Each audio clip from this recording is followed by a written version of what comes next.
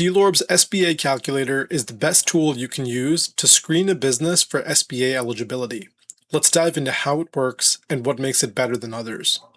First, you can import a deal from your pipeline or simply paste a BizBuySell link here. Notice that DLorb will automatically fill in the purchase price and the SDE or EBITDA. Next, there are three things you need to adjust: the working capital, the closing fees, and the post-acquisition buyer compensation. These are rarely seen on other calculators, but are deeply instrumental in the financial success of not just the acquisition, but also the business after you have acquired it. Let's take a closer look. The estimated working capital is best described as the funds needed to run the business. In most cases, the seller will agree to have an amount in the bank account known as the working capital peg, which will ensure the business can run on day one. However, if you plan on increasing spend on ads or hiring additional employees, then those are expenses you can add here to avoid a shortfall. Working capital is an eligible expense for the SBA loan. The closing fees include fees like lawyer fees, quality of earnings reports, and the SBA fees. I'll include a screenshot of the SBA fee schedule here, but a good rule of thumb is if the total amount is under $700,000, the fee is 3%. If it's over $700,000, the fee is 3.5% up to $1 million and 3.75% on anything over the first million. Keep in mind that the SBA fees, as well as other closing costs like lawyer fees and QOE reports, are typically rolled into the SBA loan itself, so you are not expected to pay this fee upfront.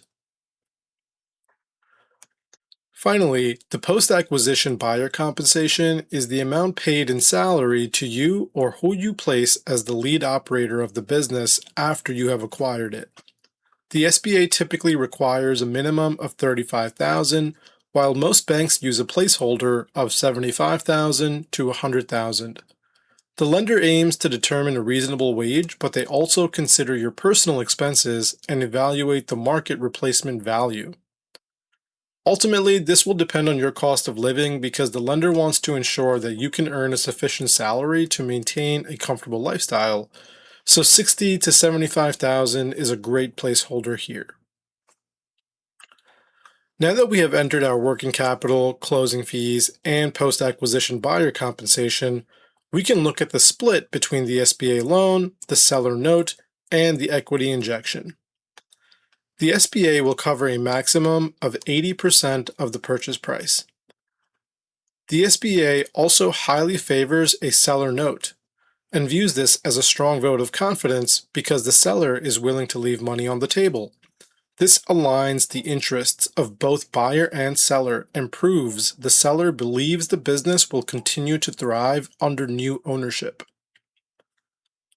The SBA requires a minimum of 10% equity and views this as your personal skin in the game.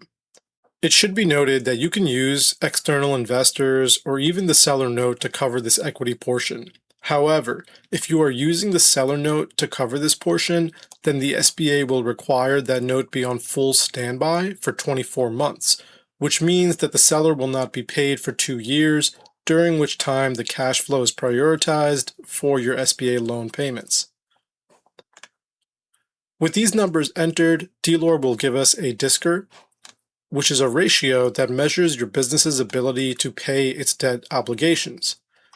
It divides cash flow, which is your SDE less buyer compensation, by total annual debt service across the SBA loan and seller note. It typically ranges from less than 1 to over 2, and the SBA requires a minimum of 1.25, and stronger scores above 1.35 are preferred by most lenders.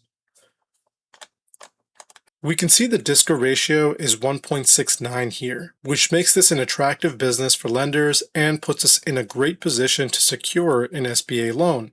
A business with these numbers passes the SBA eligibility check.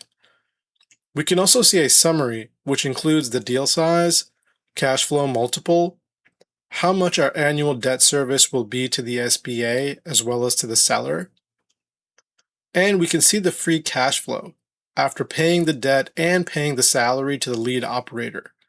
Lastly, we can see the free cash flow to the buyer after paying the debt with the salary for the lead operator included, in case you will be the lead operator yourself. Lastly, you can export this page as a PDF and share it with advisors, brokers, and lenders. So this is how you can quickly screen a business for SBA eligibility before even contacting the seller and spending diligence dollars.